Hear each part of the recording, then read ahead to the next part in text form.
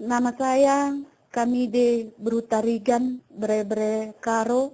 Inilah kami sudah menjelang 2 bulan tinggal di pengungsian. Jadi untuk menghapus dan untuk sekedar melupakan kesakitan, kami menulis sebuah cerpen walaupun tidak mengena di hati para saudara-saudara, tapi cerita pendek ini mudah-mudahan berfungsi buat kita semua dan buat anak-anak kita.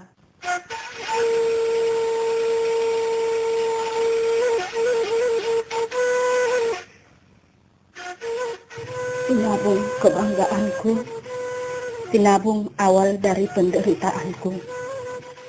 Gunung Sinabung, Tanah Karo, terletak di Sumatera Utara, sungguh indah dan menjadi kebanggaan Tanah Karo Simalem.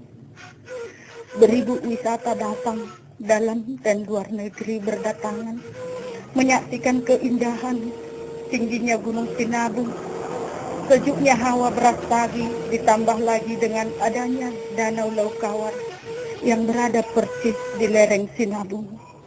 Tapi itu semua tinggal kenangan, berawal dari meletusnya gunung kebanggaan Karo Simalem ini. Dari situlah juga awal penderitaan masyarakat yang tinggal di sekitarnya.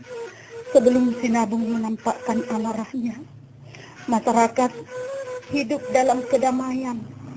Tanahnya yang subur membuat warga di sekitarnya hidup dalam kecukupan. Tanah Karo Simalem, tanah tempat kelahiran, tanah yang kubangga-banggakan, yang memberi semangat berapi-api untuk berusaha lebih keras.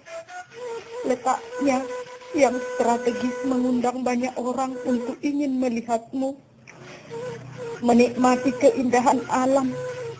Panoramamu sungguh sangat menakjubkan, membuat siapapun yang menyaksikanmu berkata, Tuhan pencipta alam semesta sungguh amat luar biasa.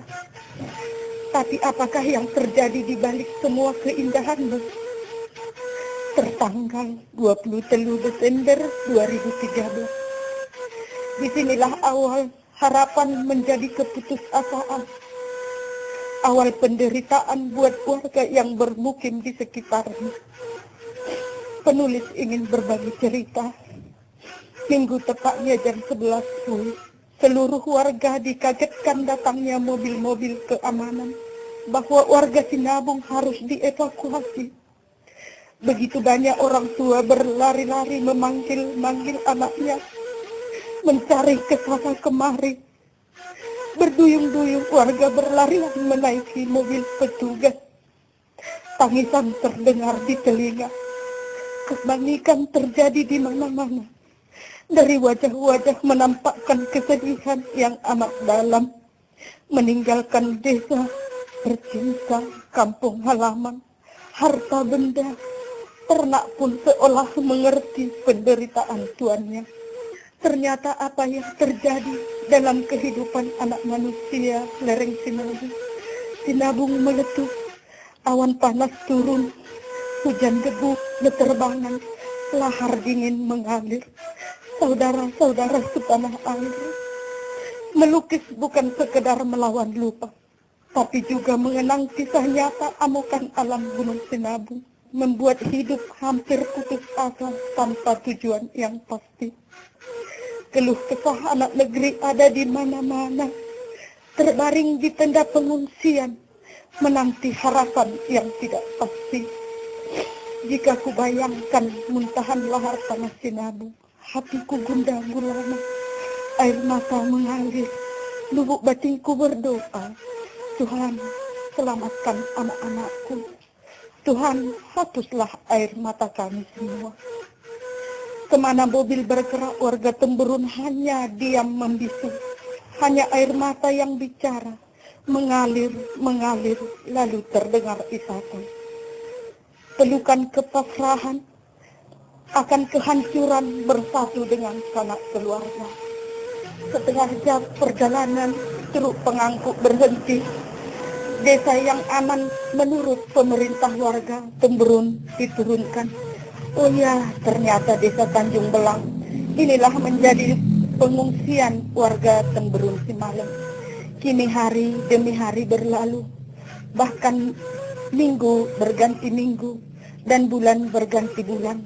Hari kelahiran pencipta alam semesta, hari Natal pun tiba.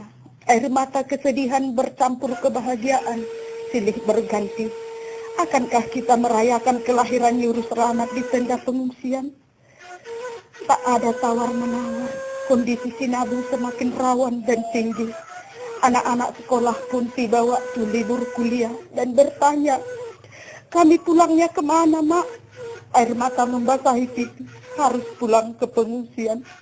Percaya nggak percaya, inilah kepahitan hidup para pengungsi yang sampai saat ini pemerintah belum tanggap akan anak pengungsi yang menuntut ilmu.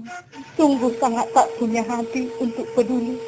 Pemerintah sungguh sangat mengerti masa depan bangsa ini ada di pundak anak-anak sekolah. Khususnya anak-anak kita, mahasiswa. Tapi yang kami rasakan hingga saat ini, mereka menutup mata. Sampai kapan pemerintah menutup mata buat anak-anak sekolah? Apakah mereka akan menambah beban para pengungsi?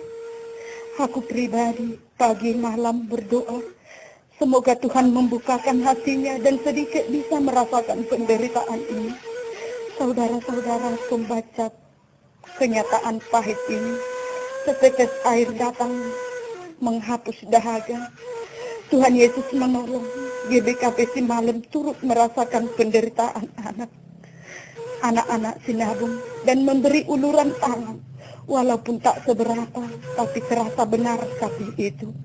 Tak tertahan air mata, Ketua Posko Matraman memberikan kata-kata untuk bangkit kembali, sabar dan berdoa. Selaku perpanjangan Tuhan, dan hamba Tuhan ini pun menahan air mata. Terima kasih Yesus buat semua yang peduli dengan Sinabung. 30 Desember 2013. Kini tahun sudah berganti. Tahun 2014, tahun yang baru. Tahun yang sangat kita syukuri.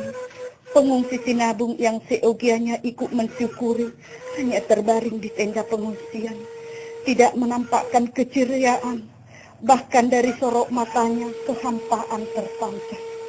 Badan yang lesu, Badan vulkanologi belum bisa memastikan kapan Sinabung memberi kedamaian. Di tenda pengungsian jiwa semakin terhempit kesakitan. Keluhan warga bahkan terabaikan. Sebenarnya bantuan kemanusiaan banyak berdatangan, baik dari perorangan, mahasiswa, maupun kelompok-kelompok tertentu. Terima kasih buat penyumbang, semoga Tuhan membalas semua kebaikanmu. Tapi dalam kehidupan ini dan pemikiran seseorang berbeda-beda. Kadang manusia lupa akan Tuhan, gelap mata akan uang. Uang, inilah pangkal dosa, membuat warga semakin tertindih. Penulis tak ada niat menjelek-jelekkan panitia yang sudah berusaha, tapi biarlah Tuhan yang tahu akan segalanya. Hari ini hari Tuhan, Minggu 12 Januari 2014. Sehari sebelum Minggu, Pak Camat datang melihat kondisi para pengungsi. Penulis berusaha memberanikan diri bertanya, apa sebenarnya solusi yang diambil pemerintah buat anak-anak sekolah? Pak Camat berterus terang belum ada tindakan buat mahasiswa.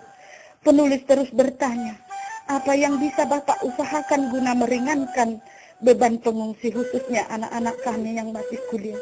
Pak Camat berkata, hanya dengan sepucuk surat, dan mintalah itu dari Sekdes. Mudah-mudahan bisa menolong.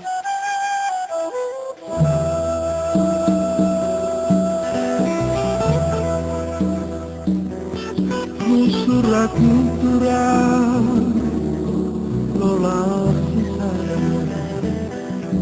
ingat penginongku